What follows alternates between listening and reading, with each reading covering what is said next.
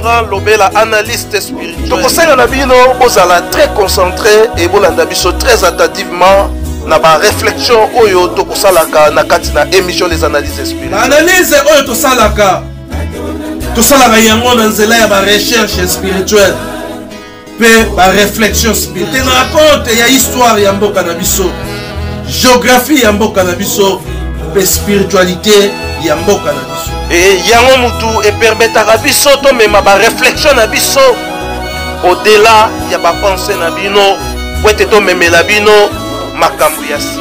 Tolobelaka tango nyonso sur l'indépendance spirituelle. Yebi yango na bamboka nyonso oyo ezali libre spirituellement.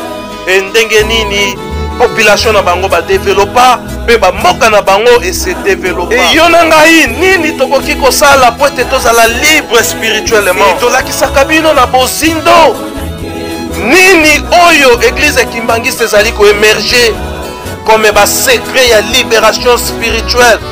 Pona mboka na biso pe continent na biso ya tango nyonso bolandaka yango toujours na kati ya émission to na nzela ya émission les analyses spirituelles. Afrique to komi na pasi mokili mo Afrique to komi na pasi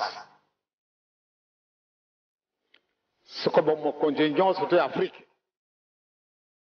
baka mata initiative me vande sika mo komi de kamunini za kutongosa biso boye baluka nzela nde bakukutia barrière. Soko batu wana minene bavande sika moko baluete medicament za kutongosa biso balo kansela balongola likambwana nde tobongo msama na mbala moko en un clan d'œil terminé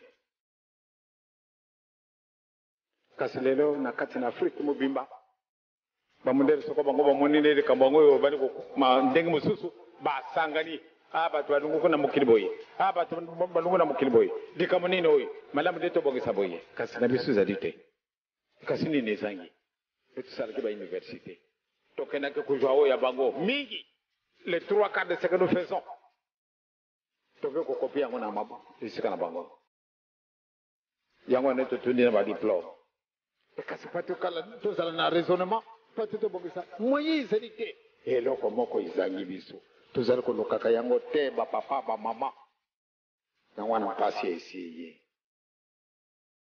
na zalaki kolanda masene moko kona na kati na ndako baninga. Voilà, mbote na biso batata ba maman, mesdames, mesdemoiselles et messieurs, chers amis téléspectateurs, balandi ya ngai wabino Guy Laurent Lobela, analyste spirituel, tokutani na bino lisusu une fois de plus na kati ya émission les analyses spirituelles ndenge kozala ka bomeseli na biso na kati na plateau na biso.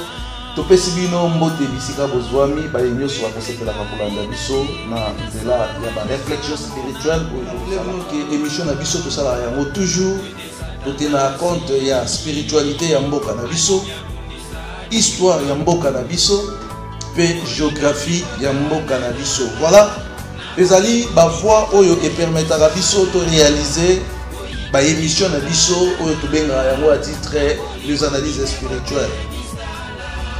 Tolobaka yango émission na biso ezali émission ya polémique te.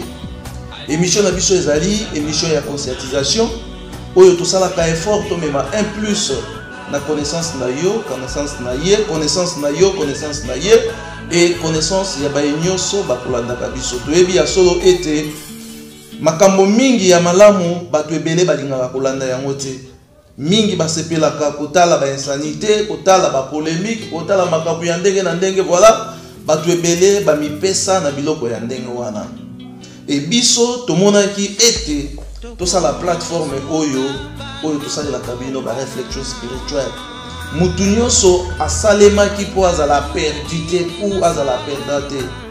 Biso nyonso Nzambe asalaki biso na connaissance de cause, ayebaki pourquoi asalaki biso et moko na moko kati na biso ayaki mission na kati na mokili. Et mingi tobungisa ba don spirituel na biso, mingi pe tobungisa tobunga ba chemin pour to réaliser ba rêve to ba mission oyo Nzambe atidelaki biso na kati na mokili. Yango biso na nzela ya émission les analyses spirituelles tolukaka toujours to mema ba réflexion na bino mwa musika place mayele na yo esuki, place mabanzo to makanisi na yo, place makanisi na yo esuki nde place oyo biso tolukaka tomemela bino ba réflexion au-delà ya ba pensée na bino yo landa kaka soki 1 plus ezali ya kotirer otire soki pe 1 plus ya yo kotirer ezali te ozape oleki mais tosalaka yango mingi po ete tosepelisa nzambe yango na kati na émission na biso tolingaka mingi koloba solo puis yango nde bato baza nango kosa donc tosepelaka mingi nzambe asepela na kati na émission na biso soki nzambe asepeli oyo nzambe abongiselaki yo na ngai nde tokozwa yango voilà tolingaki tout d'abord toyebisa bino ba téléspectateurs na biso na kati na émission na biso tosalaka ba analyse spirituelle et ndenge tolobelaka mingi sur la spiritualité histoire ya mboka na biso pe géographie ya continent na biso to ya mboka na biso et na kati ya histoire na kati ya spiritualité ezali na oyo tobengaka yango histoire authenticité c'est-à-dire le vrai histoire na kati ya spiritualité tozali pe na oyo tobengaka yango la vraie c'est-à-dire la vraie spiritualité ya solo et na kati ya géographie tozali pe na oyo tobengaka yango ba territoire na biso yango tolingaka mingi ko focus tolingaka mingi kozala focaliser na ba paramètres wana poto bimate na oyo nzambe atia kati na biso parce que une fois tobimi libanda ya destin na biso oyo nzambe asalaki biso po ete tozala et suka na yango ezalaka toujours échec raison pour laquelle tosepela mingi kosala émission na biso ezala encadré sur la vraie histoire, la vraie géographie et puis la vraie spiritualité ya mboka na biso. Ndenge toyebi na spiritualité ya mboka na biso tolobaka yango mingi. Église kimbangiste eza ko émerger moi ba véracité na oyo etali spiritualité ya mboka na biso. Raison pour laquelle je kotali histoire na biso ya africaine, église kimbangiste ezali église d'origine africaine et puis histoire na yango ezali basée sur l'Afrique. Yango tolobelaka mingi église kimbangiste parce que église kimbangiste ebombi ba secret ebele pour la libération ya biso baindo de manière générale. De manière générale, voilà. Émission na biso tosalaki la fois passée tomekaki kolobela ndeko na biso oyo amekaki kofinga église kimbangiste. Biso toa ba chercheur et puis toa ba analyste spirituel. Tozalaka trop fragile. Tangu o toucher na ba place oyo toyebi ete place oyo ezali base ya spiritualité na biso. Alors tolukaka toyekola tokota ba recherche makasi pona koyeba nani wana aza ko toucher na base ya spiritualité na biso. Ndeko na biso Jeff Ifonge amekaki kokota o toucher o balobaka base ya spiritualité na biso. Et base ya spiritualité wana ezali kaka base ya spiritualité ya ngai na yote. Ezali base ya spiritualité ya biso nyonso na Afrika. Oyo nyonso azali na couleur oyo nyonso azali na identité ya couleur oyo. Référence ya spiritualité na ye ezali epa ya Kimbangu. Yango moni lit to bitumba ya Kimbangu bandaki depuis 1921. Et à partir de 1921 et lelo tozali na ba structure ba nde ba benga kango ba structure tozali na ba principe et méthode tozali na ba résolution tozali na ba documentation ebele o ezali ko encadrer toujours pour na ko protéger base ya spiritualité wana. Alors tozalaka très fragile ndenge na oti koloba soki mutu a touché na base wana alors pour ça biso vraiment tout ça la recherche pour na koluka koyeba ndeko yango nani wana aza koloba biloko ndenge wana ou bien nani oyo akeko toucher na base ya spiritualité na biso. Voilà raison pour laquelle tout a ça la fois passée tout ça qui émission au soki bokoti na Africa 21 Africa 21 TV nde bokomona ba émission oyo tomekaki ko répondre ndeko na biso Jeff Ifonge oyo amekaki kolobela sur l'église kimbangiste patati patata tomekaki ko sala ba recherche mais toujours peut ça ba mise en garde belé parce que et tout ça lit déjà ba recherche tout ça ba documentation belé dans la possession na biso to lingi ko ça la enchaînement ya ba émission sur individualité parce que ça la rôle toujours ko tout ça la baise moko boye et puis biso to wana te pour na ko fula mutu bien tout ça la baise pour parce que mutu moko baza ko critiquer biso ou bien za ko ça nini mais to lo ba ki sokin de kona biso Jeff Efonge abimi à quoi nous sommes capables de démontrer et pas à téléspectateurs d'Abisso et Ndekouana Azali un représentant et conscient et à Satan. Peut-être que non, moi je ne suis pas un représentant et à Satan, mais ce qui a évité, ce qui veut dire Aza est conscient. Donc Mambounio soit ça là, Aza est conscient na mayaza ko sala. Alors avec démonstration d'Abisso, ne peut permettre yépi. À mon avis, oui, makamna banaye ko sala, nazalaki est conscient. Voilà. Moi, entre parenthèses, par rapport à l'émission tout ça qui peut tenir biso rigueur, Moutounioso aluka toujours à protéger place oyo ayebi kezali source ya connaissance na biso, source ya connaissance na biso ezali nkamba et source ya connaissance na biso ezali tata Simo Kimbangu Kiangala. Bah voilà misatu et tata Simo Kimbangu oya 1921 oyo bazo pesa biso ba inspiration tango nyonso poto sala musala oyo tozali ko sala. Voilà tokokende mbala moko na sujet na biso ya mokoma lelo batata ba mama tosenga na bino bolanda biso na bokebi nyonso. Soki tolobi bolanda biso na bokebi nyonso ezali parce que toza ko partager na bino ba sujet moko ezali très important. Et ba émission oyo toza ko sala yango état que chercheur indépendant et puis analyste spirituel. Donc beau tenir biso rigueur parce que tozali dans l'obligation ya kosala musala oyo ndenge nzambe aza ko inspirer biso. Raison pour laquelle makambo mingi tolobaka tosalaka effort to bimate tozala toujours encadré na ba principe ya lingomba, tozala toujours encadré na mibeko ya lingomba parce que une fois tobimi parfois lingomba pe ekoki kolandela biso na makambo mususu mais neti tozali batu oyo toyebi lingomba toyebi nini ba papa batangisaki biso nini papa Simo Kimbangu alobaki tosalaka effort to bimate tozala toujours encadré na maloba ya bambuta maloba ya ba papa et maloba ya tata Simo Kimbangu Kiangala. Batata ba maman sujet na biso ya mokoma lelo ezali nini? Sujet na biso ezali le problématique de la libération de l'homme noir. Tokosenga na bino bolanda biso na bokebi nyonso parce que sujet oyo tokolobela yango na ndenge sengeli tokolakisa bino nini oyo ezali kosala ete l'homme noir azala liberté. Ba problème nini oyo ezali kosala ete mutu mwindo azala liberté. Yango tolobi les problématiques de la libération de l'homme noir. Et si nyonso mutu mwindo azali, je dis bien, et si nyonso mutu mwindo azali, États-Unis, biso ba diaspora, ba yepe ba tekama na esclavage, biso nyonso mutu mwindo, sans exception, mutu mwindo nyonso esika azali, ba problématique ya libération ya mutu mwindo yango tozali kolobela.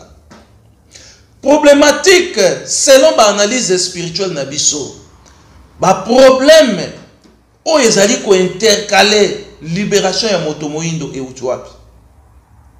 To sali ba recherche, to analyser nde tozali ko meka ko pesa bino quelles sont les problématiques oyo ezali ko empêcher libération ya moto moindo. Selon ba recherche na biso tokolobela yango na 3 volets. Volet ya liboso to sepelaki to surnommé yango avant le confinement. Et deuxième volet y a ba recherche na biso to surnommaki yango pendant le confinement. Et troisième volet nde toyaki kobenga yango après le confinement. Nini oyo biso to découvrir na ba recherche avant le confinement. Selon ba recherche na biso pe ba analyse spirituelle ndenge touti koloba nini oyo ezali ko intercaler libération ya moto moindo esika nyonso oyo biso tozali.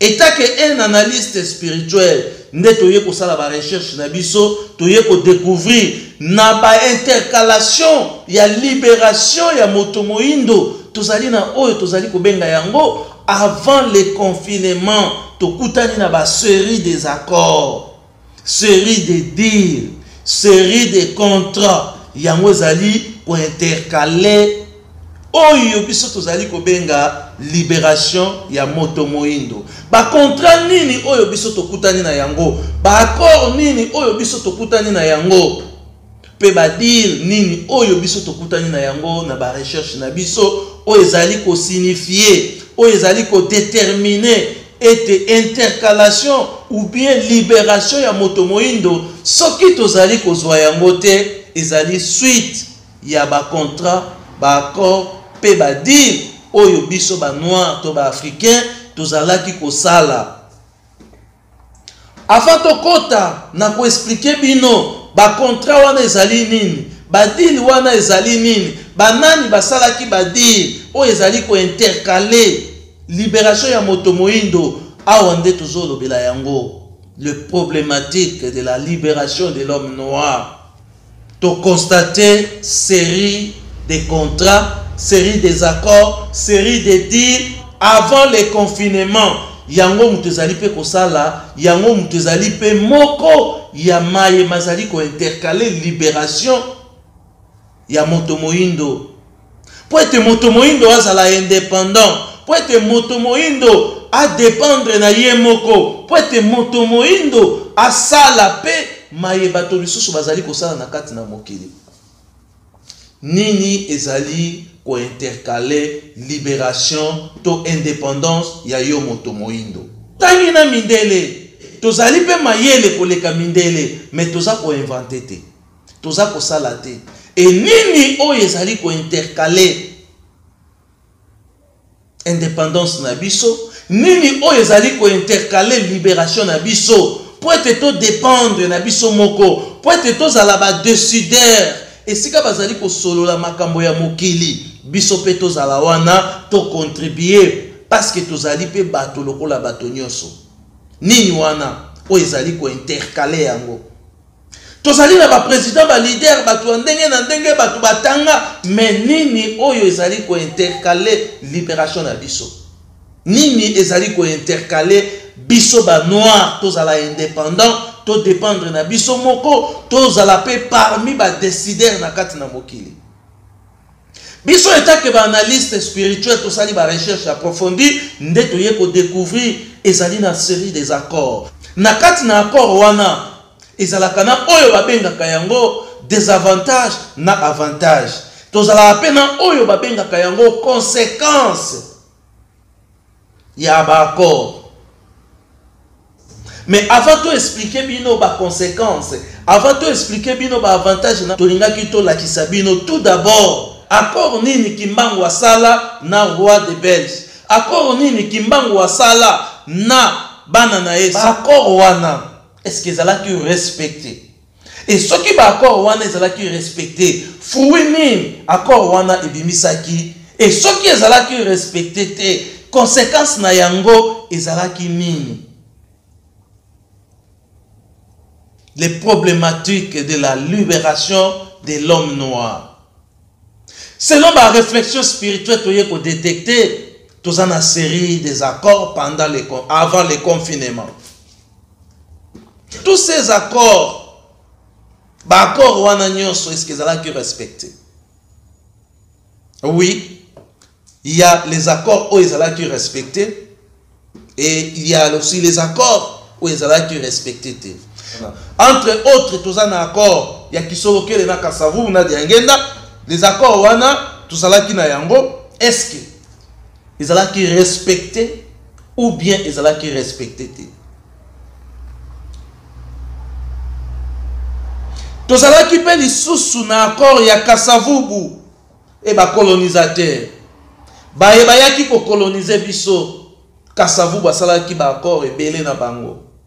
Est-ce que parmi ces accords, ezalaki respecté ou bien ezalaki respecté?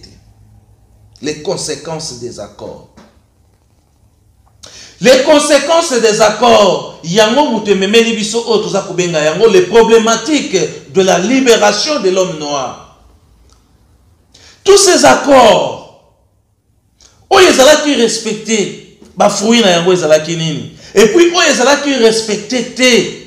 Conséquence na yango ezalaki nini? Et pourquoi il faut signer les accords? Deal. Tous ça signer ba accord. Ce sont des deals. Au batumisu ba benga, on eza ba deal.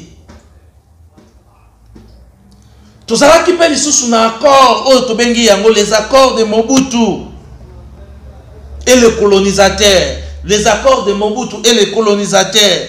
Mobutu et Diangenda, il y a eu les accords. Ba accord ezalaki ebele. Mais na kati ya ba accord, ezalaka toujours na oyo babengaka yango ba avantage na ba désavantage. C'est-à-dire yo na ngai tozali koluka ba bien ya yo ya communauté na biso. Tosala boye po bino bo sepela ndambo biso pe to sepela ndambo. Tosala boye po biso nyoso tozala na kimia. Accord wana esalemaka, esalemaki. Tozalaki pe lisusu na ba accord. Accord ya Joseph Kabila na Dialungana, deuxième fils ya papa Simon Kimba. Il y avait les accords. Est-ce que ba accord ezalaki respecté ou bien ba accord ezalaki respecté te? Tozolinga toujours topé sabino, to la sabino ba problématique. Il y a libération, il y a motomoindo. D'une manière générale. Tous appels sous na ba accord. Oh Joseph Kabila signé qui na ba allié na e. Wa tozolo bela ba accord. Je crois que ti tazolo ba boye, si surtout comprendre que il y a eu les accords. Est-ce que Joseph Kabila a respecté qui ba accord wana? Et les accords et ça les marakaka et pas il y a batumi balé. Soit moko azali na bokonzi likolo ya moko et moko azali subalterne et pas ya moto wana d'une manière spirituelle. Il y avait eu aussi les accords entre Kabila le père na ba Rwandais. Tozalaki na ba accord, tozalaki na accord ya Kabila le père na ba Rwandais. Est-ce que accord ya Kabila le père na ba Rwandais ezalaki respecté ou bien ezalaki respecté? Et quels sont les avantages? Quels sont les avantages ya ba accord wana? Ya population na biso. Et quels sont les avantages ya baye basinyaki les accords? Tozalaki pe lisusu na ba accord ba deal ya bandeko na biso ba homme politique. Entre autres tokoki koloba Martin Fayulu, Félix Tshisekedi, Jean-Pierre Bemba, ndeko na biso Muzitu, et tozapel susu na ndeko na biso Moïse Katumbi, ba signaki accord. Ba signa accord. Et est-ce que ba accord wana ezalaki pona intérêt à peuple ou bien ezalaki pona intérêt à peuple te? Et nini o esalaki ke ba accord wana esimba te? Tozo luka toyeba passe na biso ezo utawapi et nini o ezali ko intercaler biso poto se libérer. Wana toleki na accord ya bandeko na biso Martin Fayulu, Félix Tshisekedi, Jean-Pierre Bemba et les autres. Toyebi sous comme un accord, les accords des chefs coutumiers. Ba chef coutumier basala ba accord. Na tata Simo Kimbangu Kiangani. Bit ya accord wana ezali. C'est-à-dire il faut to réfléchir. Biso déjà ba analyste spirituel to yebi ba contenu mais tozo pesa bino kaka ba itinéraire. Po boyeba bino moko pe ba chef coutumier na Papa Simo Kimbangu Kiangani basala ba accord. Est-ce que ba accord oyo bango basali oyo basala est-ce que ezali pour intérêt ya population et ou bien ezali pour intérêt na bango? Soki to longwe na les accords ya ba chef coutumier na Papa Simo Kimbangu Kiangani tout ça sous un accord o tozo benga yango accord ya président de la République son excellence Félix Tshisekedi basali deal accord na le président sortant président honoraire Joseph Kabila basali ba accord na bango. Badi est-ce que badi wana oyo bango basalaki est-ce que ezali pour l'intérêt ya population ou bien ezali pour l'intérêt na bango? Et ba conséquence ya ba accord wana soki esimbite soki ba accord wana esimbite ba conséquence na yango est-ce que quelque chose a est-ce que ba conséquence na yango et vous pesa biso kimia et vous pesa biso koyokana est-ce que ba conséquence ya ba accord et vous pesa biso koyokana et pesa biso koyokana ba réponse ya pas na bino ba réponse ya pas na bino.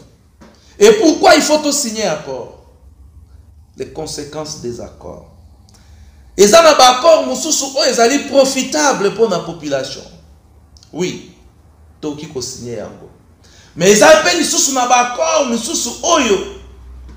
Ils allaient profitable pour na ba signataire seulement. Deal, il y a batumi balé, il y a 4 personnes et 5 personnes et ils appellent na ba accord sous oyo to bengi yango les accords où ils allaient profitables pour la population. Tous les sous na ba accord oh ba bengi yango les accords ya INC. Je crois on est signé qui na Nairobi si je ne me trompe pas. IDPS a signé ba accord na INC. Est-ce que ces accords ezali pour l'intérêt de la population ou bien ezali pour l'intérêt de la parti politique na bango? Biso toza ba analyste spirituel tozo sala ba analyse spirituelle pour na koluka koyeba les problématiques de la libération de l'homme noir. Nini o ezali ko sala ete mutu mwindo azala liberté. FCC na ba allié na ye basala ki pe ba accord. Tout ça ezali makambu oyo to sali ba analyse spirituelle to sali ba recherche to kutani na yango. Et yango to moni ete kati na ba accord wana ezali na ba accord oyo esalema ki pour l'intérêt ya population. Soki ba accord ezali respecté te ba conséquence na yango ezalaka. Parmi ba accord nyonso oyo to cité awa, il y a eu les accords oyo esalema pour l'intérêt ya population. Ezana ba accord oyo esalema pour l'intérêt ya ba groupe to mouvement ou bien parti politique. et puis ezali pe na ba accord oyo esalema juste pour na ba individu.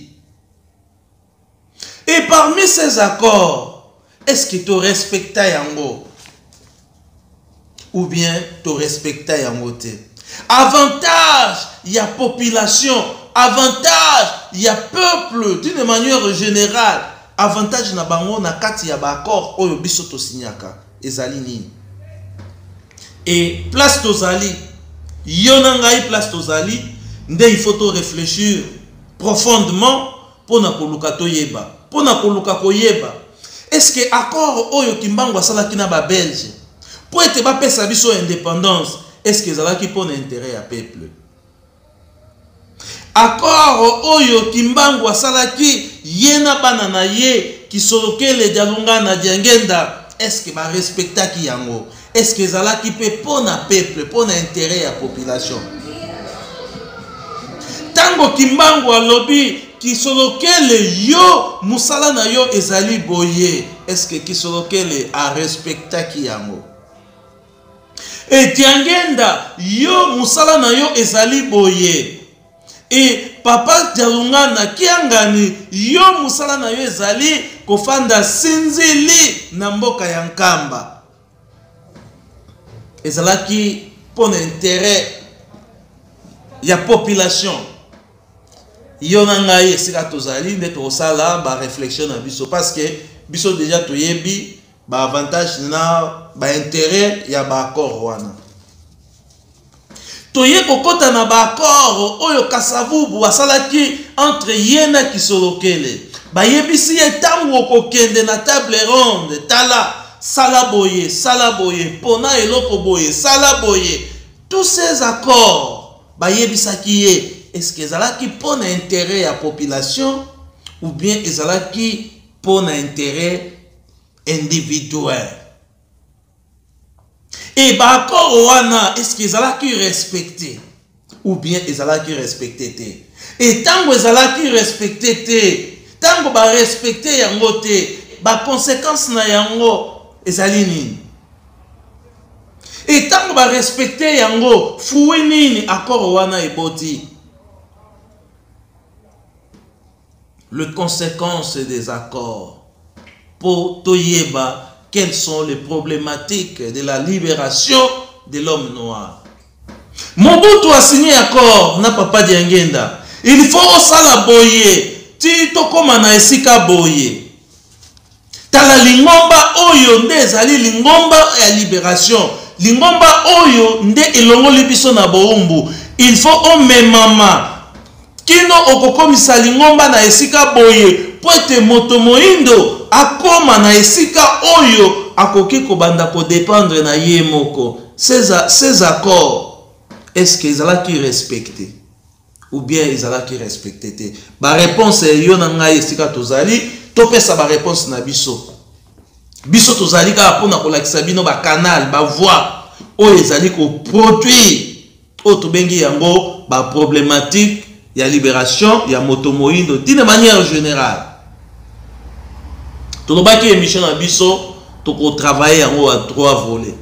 Volet ezali volet ya liboso oyo toza ko benga yango avant le confinement. Il y a eu les séries des accords. Ba série ya accord wana to uti kotangela bino. Est-ce que ba accord wana ezalaki pour un avantage na biso ou bien des avantages? Et puis ceux qui ezalaki pour un avantage na biso, est-ce qu'on ezalaki respecté? Et ceux qui ezalaki respecté te, ba conséquences na yango ezali nini? Les conséquences des accords, une fois accord ezali respecté te, toko kota na bitumba, toko swana. Une fois accord ezali respecté te, et pas ya ba signataire, et pas ya ba bénéficiaire, toko kota na phase oyo ba bengaka yango guerre. Et yango to bengi yango pendant le confinement. To continue la deuxième phase, il y a émission à Bisso. Donc lorsque les accords n'ont pas été respectés, divergence, bitumba, ekoti, koswana ekoti, guerre d'esprit. ekoti et ba partage yango toza komona makila ndenge ezali kotanga presque partout en Afrique. Pourquoi? Parce que les accords oyo tosalaki n'a pas été respectés et ba accords oyo ezalaki pour na profit ya population. Parmi ces accords mingi ezalaki respecté te. Alors tango ba accords ezali respecté te, conséquence na yango ezali nini? Bitumba, la guerre, les conséquences des accords. Bitumba. Mais par accord nyonso, il faut ezala toujours pour l'intérêt à la population et encadrer toujours l'intérêt à la population. Et pendant le confinement, nde tozali ko surnommer yango période de guerre. Pendant le confinement, tobengi yango période de guerre. Pourquoi tu surnommer yango période de guerre? Parce que lorsque les contrats, les accords ou bien deal oyo tosalaki biso mibale pour l'intérêt na biso mibale, pour l'intérêt ya population, pour l'intérêt ya ba parti politique na biso ou bien ba groupement na biso, lorsque ba deal to ba accord wana esimbité to kendaka na phase oyo babengi yango phase ya bitumba. Donc bitumba nyonso tozali na yango na este ezali di ya ba accord. Bitumba nyonso tozali na yango na mboka ezali di ya ba accord. Ba conflit nyonso oyo tribal tozali na yango na kati na mboka na biso ezali di ya ba accord. Bolimisa biso. Ezali di ya ba accord. Pourquoi signer un accord? Pour l'intérêt à nani? Est-ce que ce qui est allé pour l'intérêt à la population? Et pourquoi cet accord ne doit pas être respecté? Pourquoi accord wane kozala respecté pour que la population a profité d'un accord? Les conséquences des accords. Yango memeli biso oyo tozali kobenga yango période ya guerre. Guerre wana ekoki kozala physique, tout comme ekoki kozala guerre morale, tout comme ekoki pe kozala oyo tozali kobenga yango guerre spirituelle. Yango tozali na yango oyo tozali koloba période de guerre.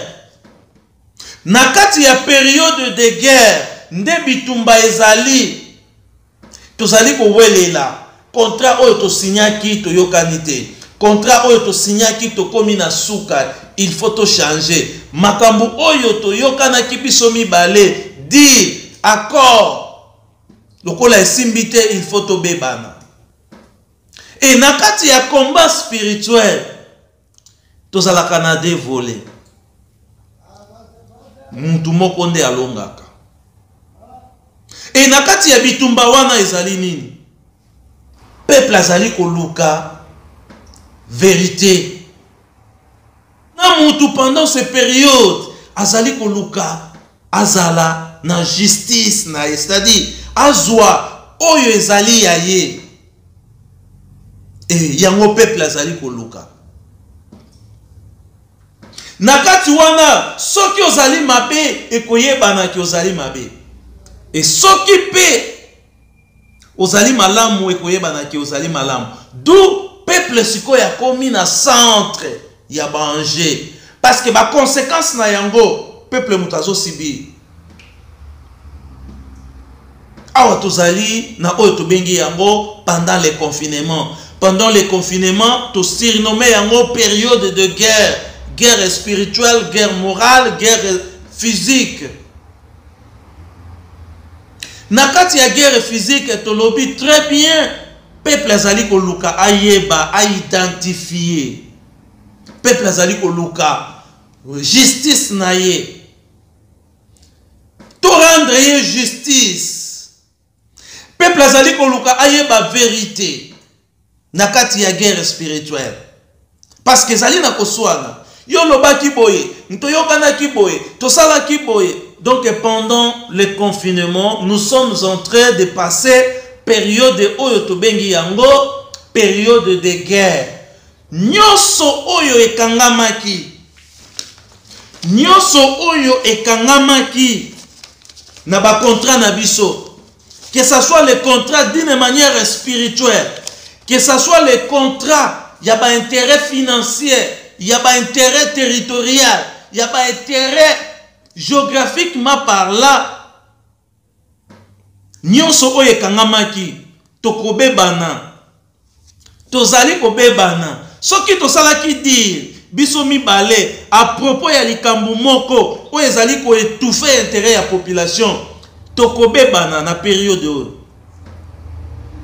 Tokobebana biso mibale, kobebana na biso ezali pour être population amona intérêt na ye, justice na ye, ayeba pe vérité ya likambo oyo ngai na yo to signaki état comme contrat. Tokobebana pendant ce période de confinement. Tokobebana. Yango bozali komona plateforme nyonso. Na ba plateforme nyonso. Ba mouvement oyo tozali kobenga yango ya ba guerre. Guerre spirituelle ezali. Tozali komona ba mouvement ya ba guerre morale. Omona mutu wana na tuni bango boza koyoka na te pona nini quelque part contrat moko salema qui dit de manière spirituelle et ce contrat n'a pas été respecté. Il faut tobebana ko bebana na biso ezali pour être peuple oyo azali bénéficiaire ya likambo oyo ayeba vérité nini oyo ngai na yo tokangaki na kati ya contrat na biso ou bien ya kati ya deal ou bien accord na biso mibale.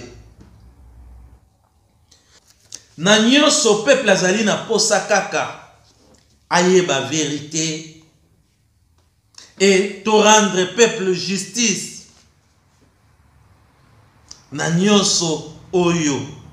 Alors Nzambe sikoyo alingi a rendre peuple justice, peuple ayeba vérité ya ba contrat ba deal oyo ngai na yo to signaki yango tozali kokende. Soki ezali pona intérêt ya peuple, contrat oyo ngai na yo to signaki, peuple akotombola biso. Mais soki ezali pona intérêt ya yo na ngai, ba parti politique na biso, place wana nde tokokota na troisième phase. Bitumba oyo tozali na yango pendant le confinement, yango peuple azali na posa ya koluka koyeba. C'est-à-dire pendant le confinement, contrat nyonso peuple aza oluka ayeba to rendre epé justice. Justice oyo peuple azali na yango posa ezali justice oyo Nzambe nde mutu akorendre peuple justice. Yango bomoni tozokota na phase oyo même baye batekama na ba esclavagisme, même biso baye tozali libanda ya mboka. Nzambe akorendre biso justice na ba contrat nyonso oyo batu basala na mokili. Nzambe akorendre biso justice na ba contrat nyonso oyo batu basala na mokili. Et contrat oyo ezalaki pona intérêt na biso, baye basignaki contrat wana, soki ba respectaki yango, soki bazali ko respecter yango, peuple akotombola bango, akopesa bango lokumu. Et soki ba respectaki yango te,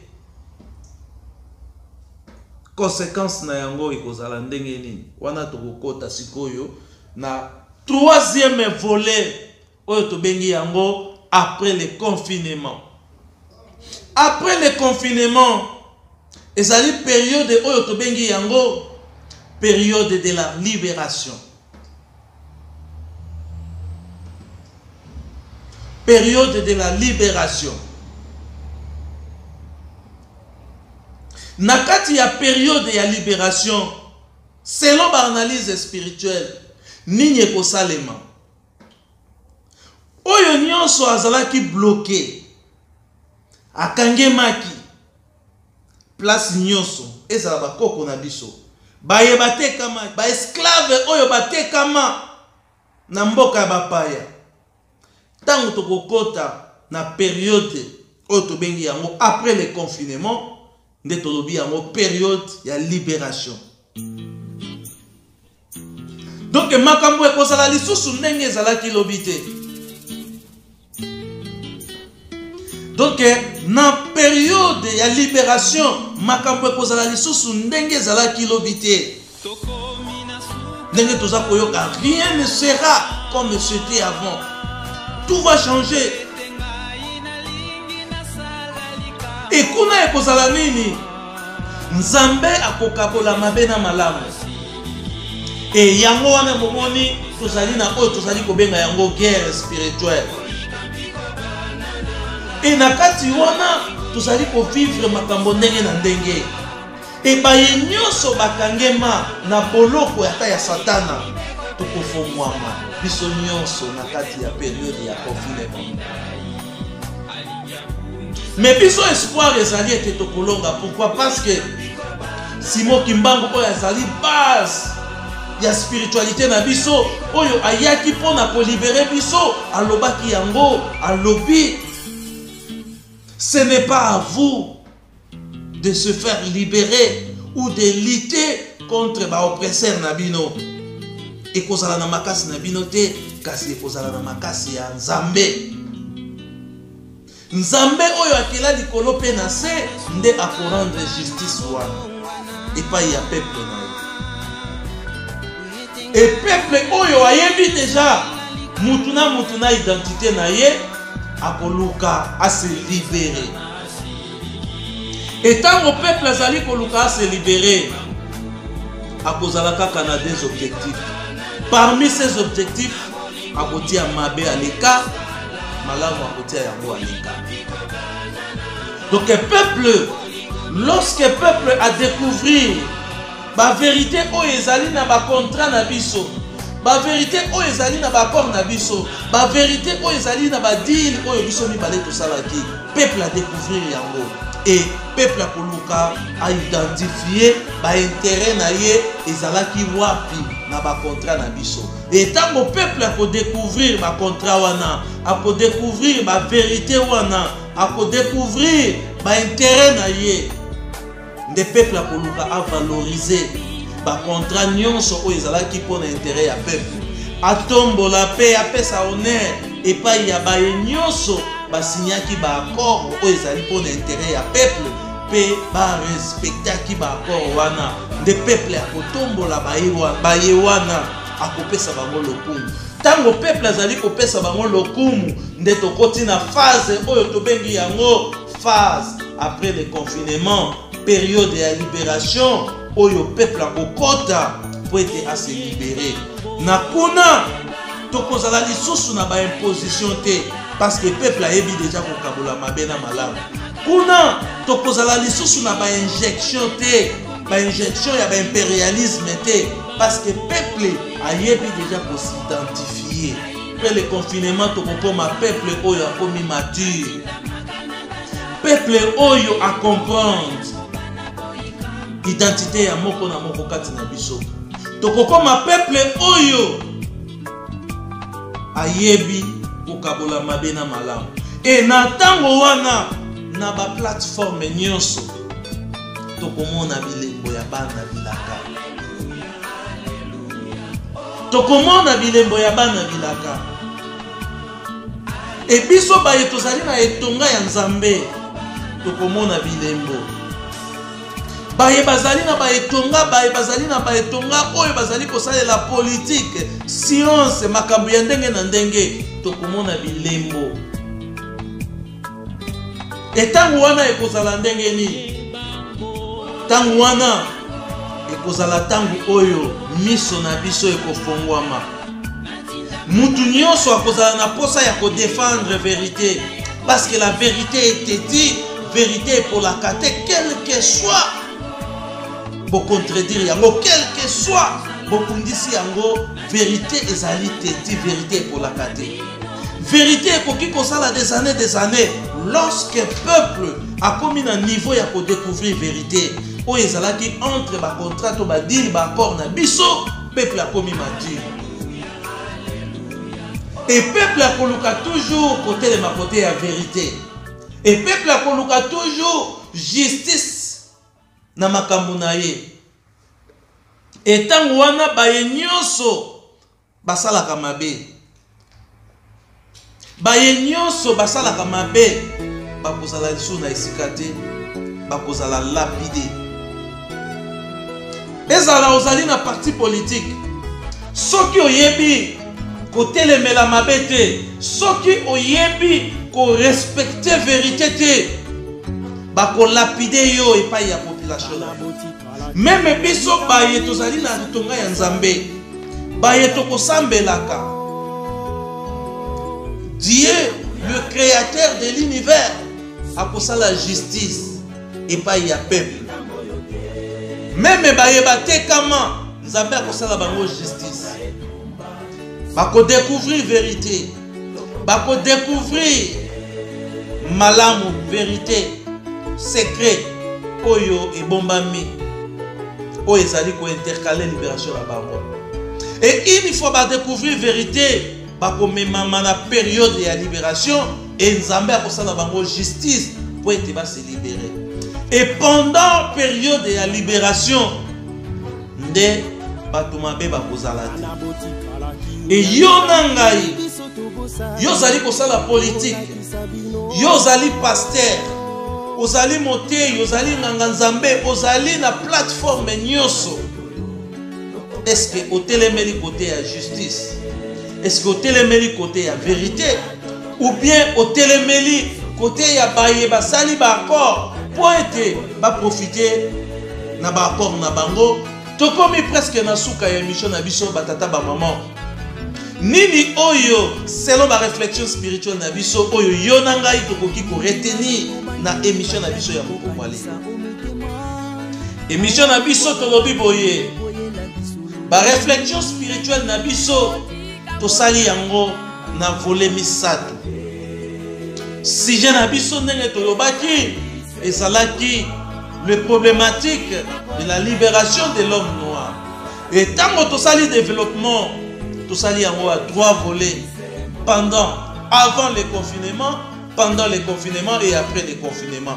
Avant le confinement, nous avons constaté selon les analyses spirituelles une série il y a pas accord où ils allaient faire sa biso passe na mboka na biso partout que ce soit les accords spirituels, les accords politiques, ba accords nyonso oyo to sali.